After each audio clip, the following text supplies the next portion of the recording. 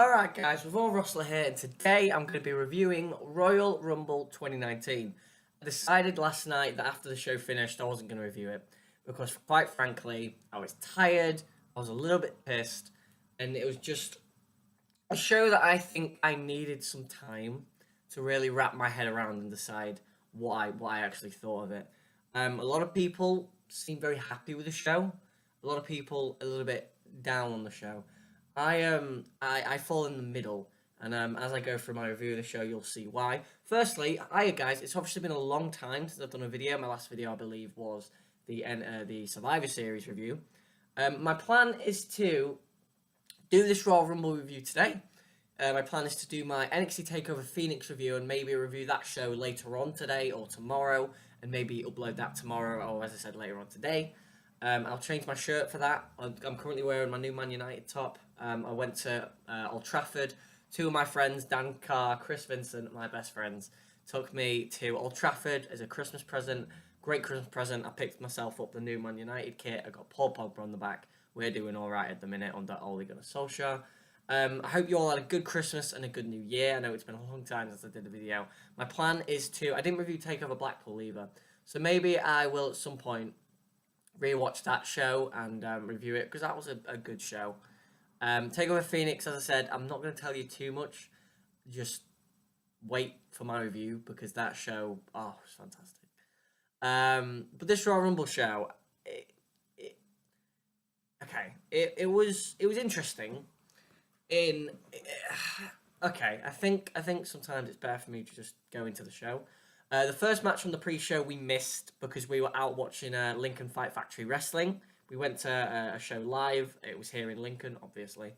It was a good show. It was far better than watching the pre-show of a WWE event, just because there's crowd interaction, and it's been a long time since I've actually been to a proper indie show, and this was like a proper indie show. They did no disqualification matches with Lego and thumbtacks, and interesting arena, very interesting venue. I've been in the venue as like a nightclub, so it's very interesting to be in that venue. As a show, though, it was entertaining.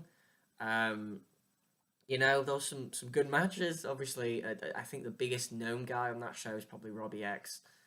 He appeared on ITV's World of Sport, I believe, a couple of years ago.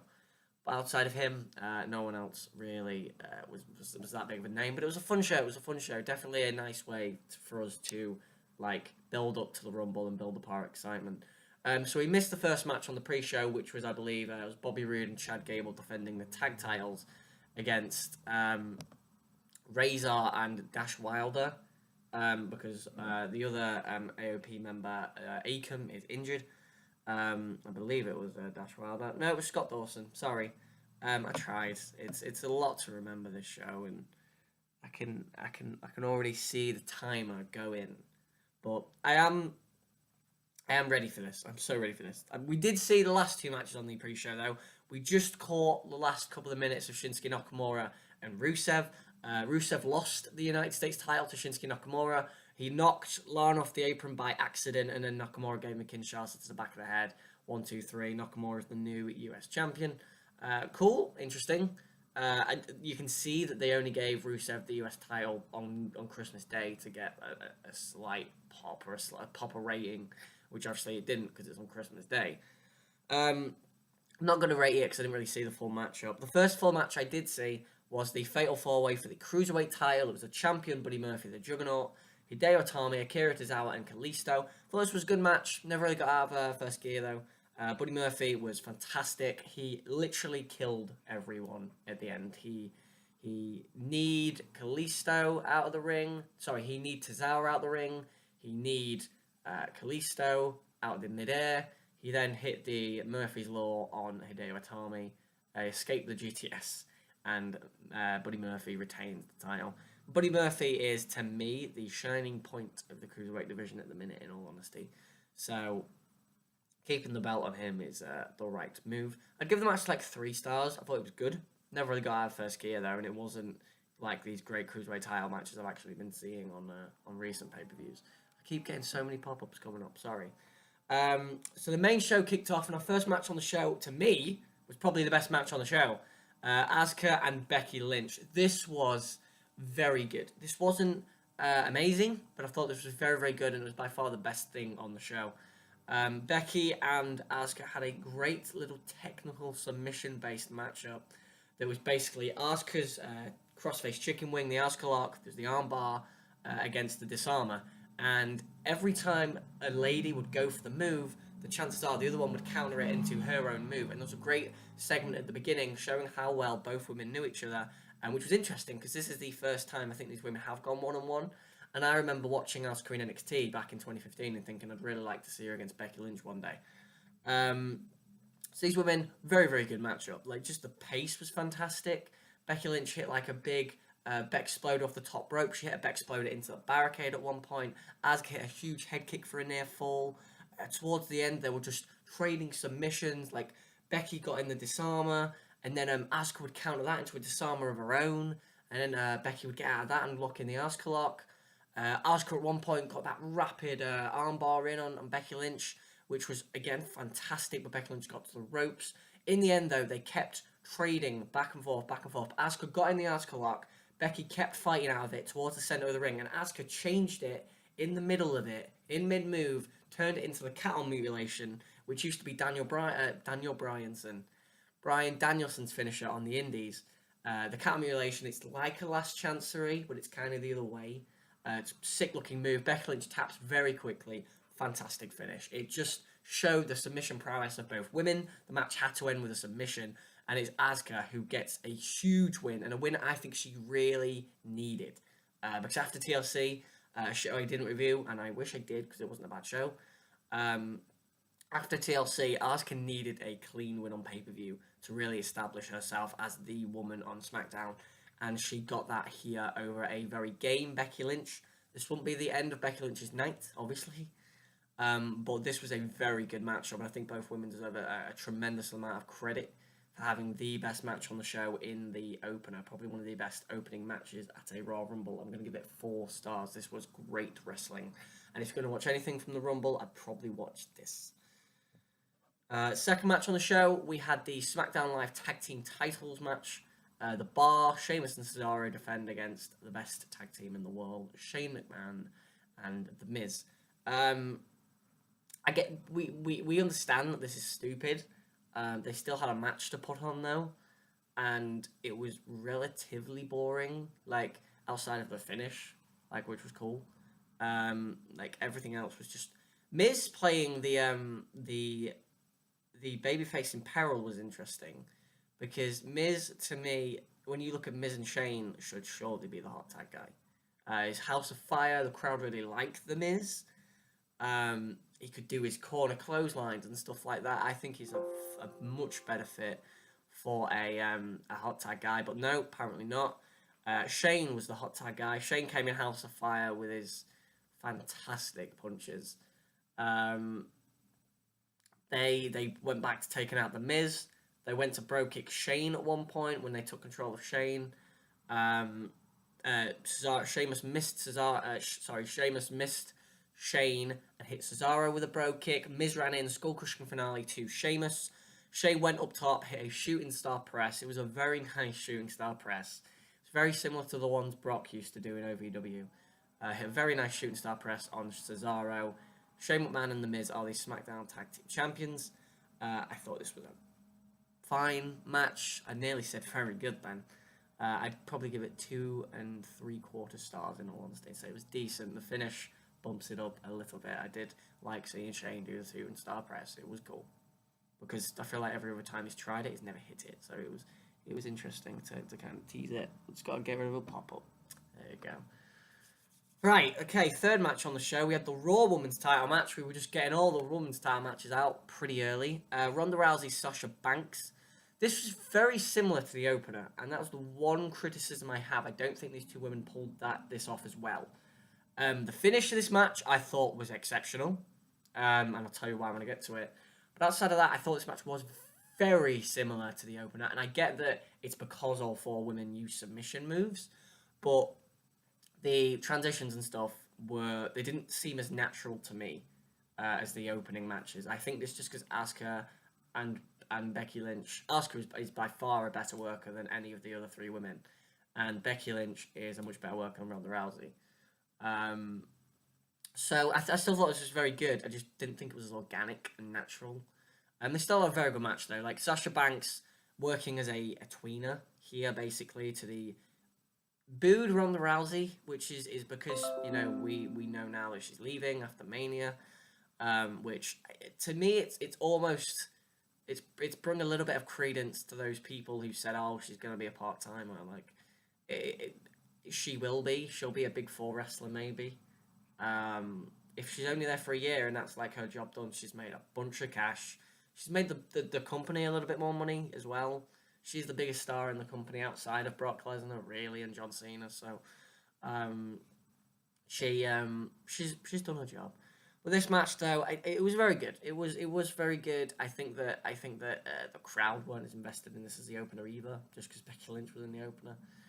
Um, Rousey hit numerous Piper's Pits, as they're calling it now, the Rowdy Buster, the twisting Samoan drop. I do like the name Piper's Pit. It's okay. It's okay. It's paying homage and it's not too over the top, is it? Sasha locked in the bank statement at several moments. She locked in the bank statement properly, and I believe that Rousey got out of it at one point.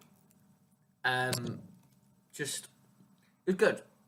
It's very good. No, it's not that memorable, interestingly enough. This match, like, it's hard for me to remember stuff. I feel like Banks probably hit the bank stamp at one point and the bankrupt, which is the neck breaker. But in the end, though, they basically, I think they got out of the Rousey escaped the bank statement. They both got immediately up. Rousey was just like, fuck it, I need to pin her, and just hit her with another Piper's Pit. But as she went down, went with all of her weight on like her head area, and then just was on top of her and just 1, 2, 3 pin. I thought it was a great finish. Honestly, I thought it showed the desperation of the champion, and even the commentary team did point to this and say, "Oh, that's Rousey's first pinfall victory or something in WWE," which was interesting because she's the armbar lady. But even sometimes in UFC, she had to use her fists. Not to a great degree in UFC, but sometimes you've just gotta throw your big haymaker and just try and pin them, and that worked here. They teased like a little bit of Sasha being a bit heely after the matchup, where she walked away, but no, then she came back and shook Rousey's hand. Rousey went up and kissed her husband, Travis Brown, and the match was over. I thought this was pretty good. Like, in all honesty, I'd give it like 3.25 stars. I've seen better Rousey matches on pay-per-view, but this was still pretty good. And you do have to remember that Ronda Rousey is in her like first year still. Like, she is leaps and bounds ahead of most people should be in their first year. I don't think she's like Kurt Angle. I don't think she's that good, but she is very similar. I always thought Dan Severn was a great wrestler in his first year. And I thought Ken Shamrock, I thought guys that made that transition have been very good. Brock Lesnar, obviously, had a lot of time in OVW, but I thought he was very good then, to be honest. So I think that she is up there with one of the best rookie years in terms of actual progression of in-ring ability. So kudos to Ronda Rousey for being as good as she is at this point. 3.25 stars though, as I said, it was a pretty good matchup, and it led us into the Women's Royal Rumble. So we're getting all the women's matches out of the way. The Women's Royal Rumble. This is going to be a long one. So what I'm going to do is I'm not gonna read every entrant. I'm just going to tell you who the surprises are, because that's interesting. And where is the Women's Royal Rumble? Women's Royal Rumble. Oh, I might just run through the numbers. Yeah, I'll just run through the numbers. So number 1 was Lacey Evans. She had a very good Rumble, actually. She lasted like 20 minutes, which I was quite proud of. I actually thought that she wouldn't do as well. Before eventually being eliminated by Charlotte. Lacey Evans also got 2 eliminations. Natalya was the Iron Woman of the Rumble. She lasted a whole 56 minutes before being eliminated by Nia Jax. In number 3, you had Mandy Rose. Her Rumble was so-so. She actually lasted like 25 minutes. You then had 8 seconds of Liv Morgan. Mickie James was in at 5th. Ember Moon was in 6th. Billie Kay was in 7. Nikki Cross was in at number 8. Peyton Royce was in number 9. 10 was Tamina. The ring was getting a little bit full at this point, to be honest. We needed people eliminated. So I think Peyton Royce and Billie Kay were eliminated by Lacey Evans. Xia Li was the first real surprise of the Rumble from NXT. Not who I would have chosen as a surprise, but sure. Sarah Logan was in at number 12. She didn't have a very long Rumble either. She lasted 5 minutes. Charlotte Flair had a 50-minute Royal Rumble. She went to the last 2. Kairi Sane was in at 14. She was in the Rumble last year, so I was a little bit shocked that she was in it this year too. 15, another surprise, Maria Kanellis. That was cool. It was nice to see Maria. I always loved Maria. She lasted 8 minutes. She got no eliminations though. Naomi was in at 16. She lasted a whole minute before being eliminated by Mandy Rose. She did a I think she fell off the apron, but she fell with her legs like in the air. It was basically the Kofi spot where he handstanded back to the steps basically. And then Mandy Rose just pulled off the apron, which was cool. 17 was Candice LeRae, which was cool. Mrs. Gargano was in the ring. She looked a bit nicer though. She was happier. She was a babyface, Candice LeRae. 18 was Alicia Fox. 19 was Casey Catanzaro. I have no idea who this is. So, cool. 20 was Zelina Vega. 21 was Ruby Riott. 22 was Dana Brooke. 23 was Io Shirai, another NXT woman. And then we had Rhea Ripley at 24, which is actually someone I picked would be in it. I had a funny feeling. Most of these ones that came in had decent rumbles as well. Like Io Shirai immediately got in and then just moonsaulted to the out of the ring. She didn't get over the top rope though, so it didn't count. 25 was Sonya Deville. 26 was Alexa Bliss. 27 was Bayley. 28 was Lana, who hobbled down to the ring after she was knocked off the apron earlier on the pre-show. 29 was Nia Jax, and 30 was obviously Carmella. So as Lana was walking down to the ring, she clearly couldn't compete. So Becky Lynch runs down and says, "I'll take a spot." Fit Finlay says, "Sure, I'm Irish, so I'll let you." And the ring basically cleared, and the final 4 was like Bayley, Nia Jax, Charlotte, and Becky Lynch. Pretty much what we thought it'd be. Bayley was eliminated. Nia Jax was eliminated. It was down to Charlotte and Becky Lynch. They had a very good tease that Charlotte was going to win. And then Charlotte went for a big boot. Becky threw her over the top rope, gave her a clothesline. Charlotte falls to the floor. Becky Lynch wins the second Women's Royal Rumble. Pretty much what everyone expected, which is fine. Sometimes go with the safest bet. This time it was definitely right to do the safest bet. I thought this match was a very good Rumble. I definitely don't think it was a bad Rumble.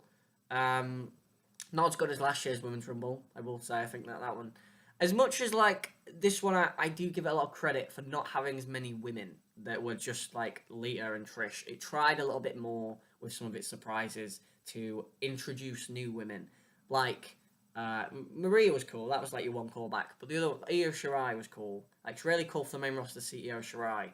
And Rhea Ripley's another good one that won't last very long in that UK brand, I don't think. Because she's big. And she's decently pretty.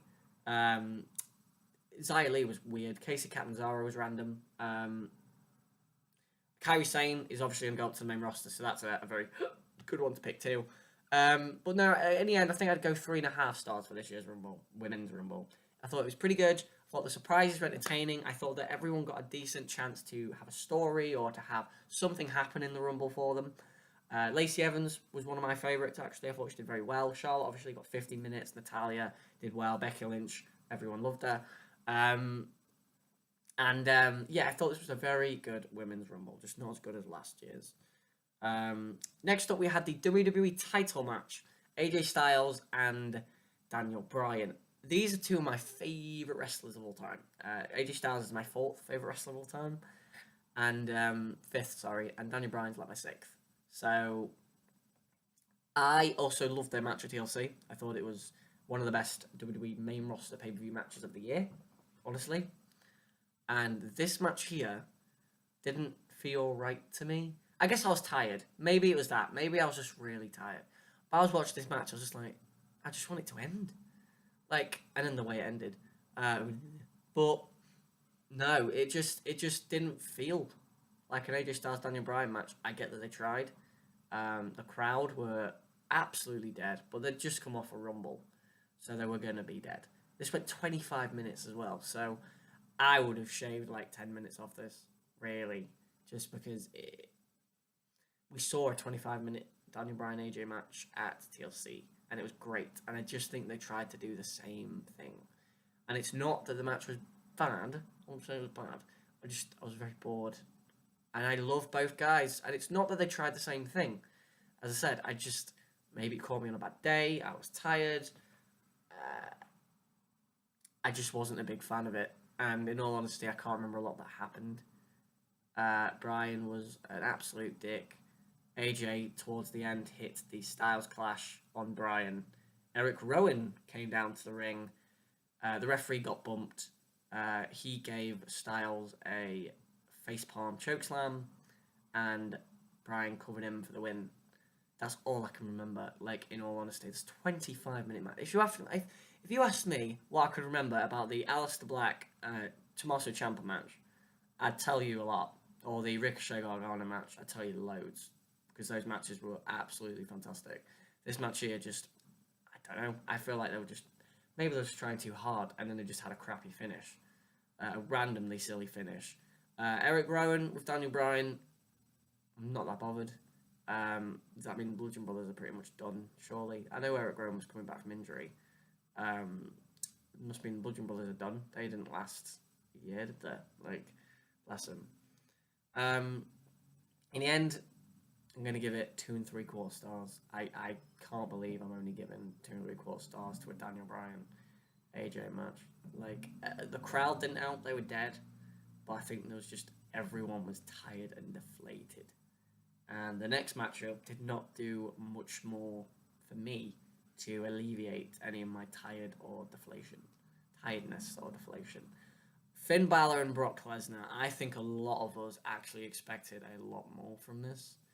I expected, in all honesty, a match very similar to the Daniel Bryan matches. The Daniel Bryan match or the Seth Rollins match at Battleground a couple of years ago. Something that was very fast-paced, and it was.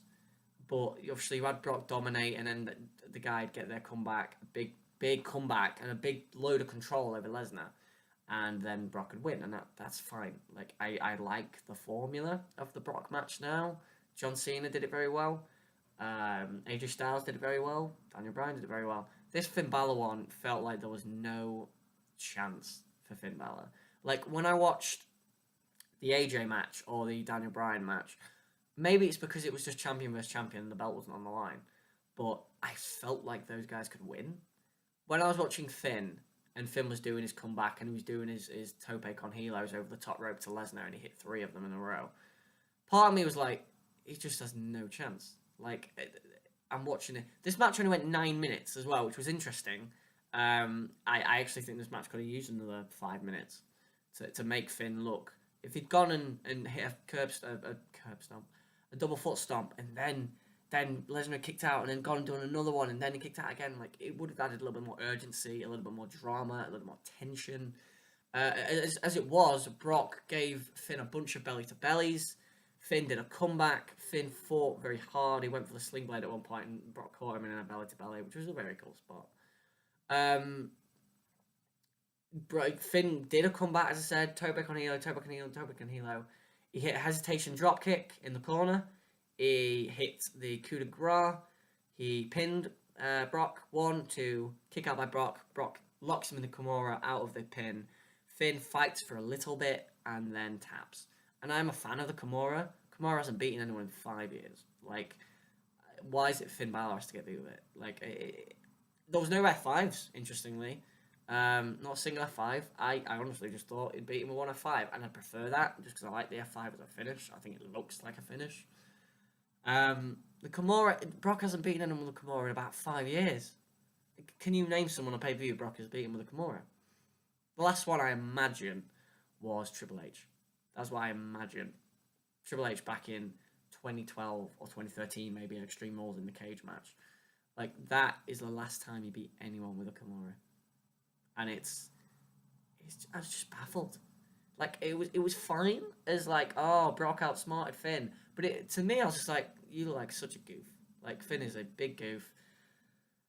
I'm gonna give it 2 and 3/4 stars again. I'm so sad that both world title matches that I thought actually had so much potential. Like when me and my friends went to Fight Factory, we were all talking. We're like, "Oh mate," I was like, "This card looked great. Like Takeover last night was fantastic, but this card looks fantastic.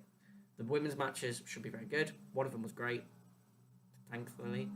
Um, the world title matches I thought both looked excellent, and I think they both let me down.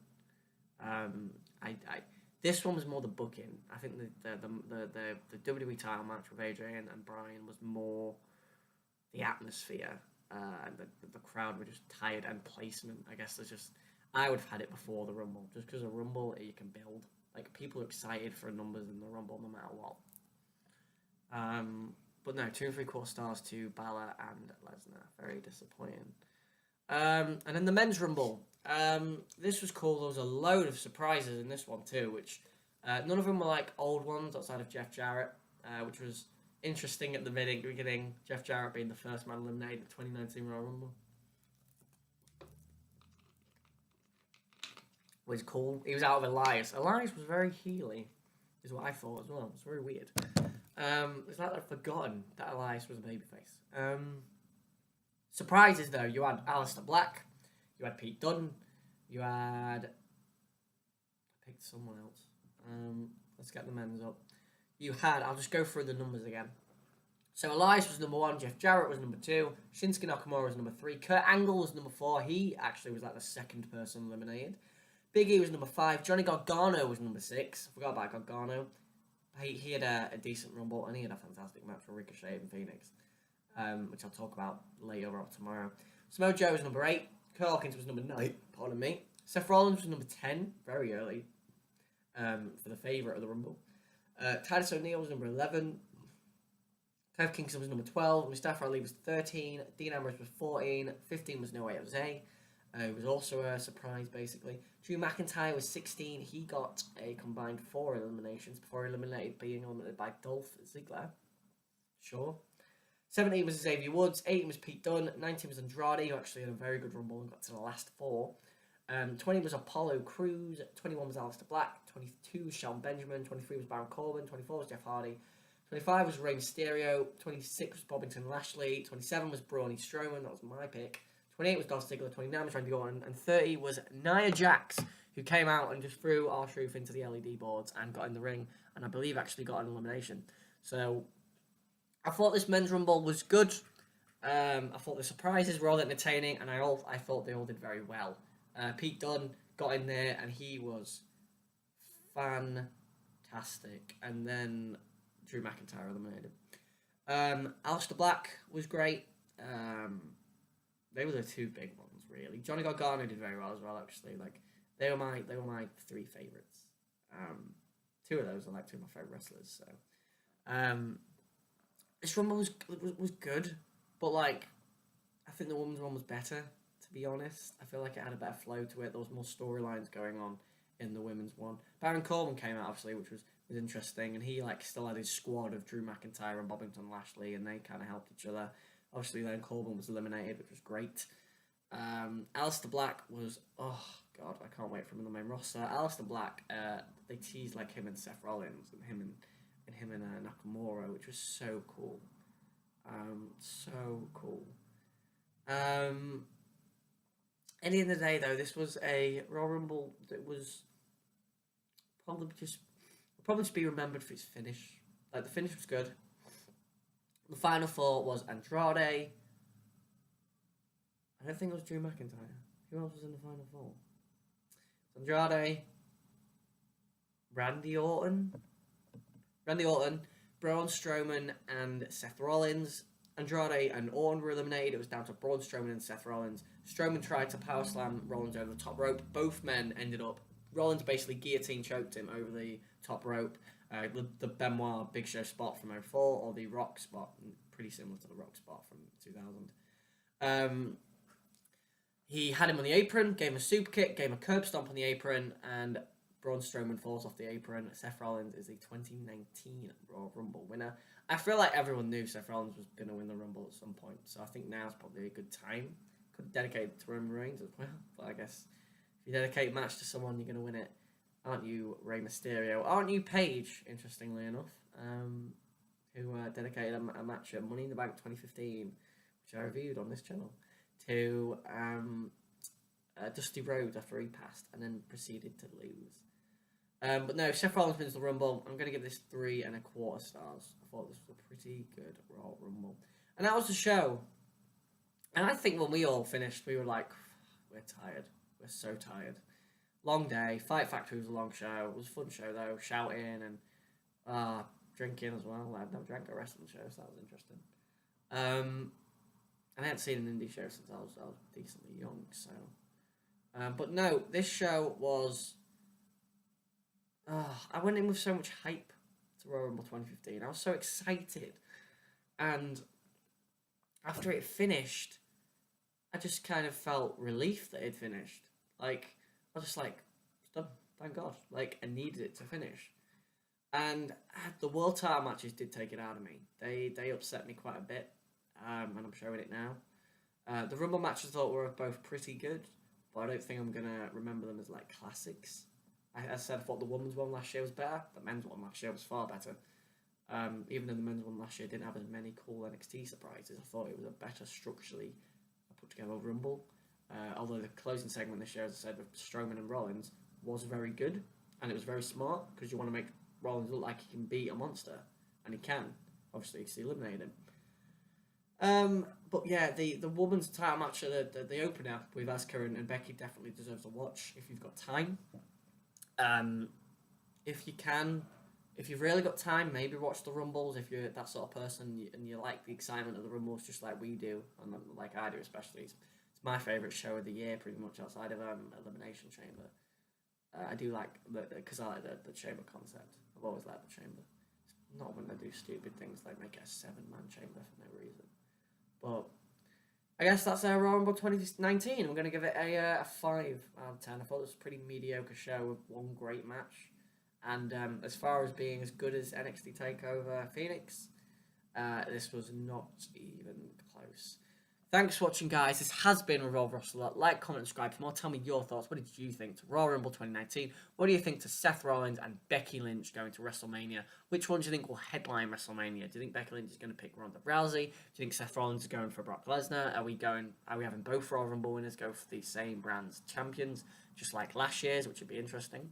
What did you think? What did you think was the best match on the show? Am I being too harsh on the world title matches? What do you think to the best tag team in the world becoming the tag team champions? Thanks for watching, guys. This has been Revolver Wrestler.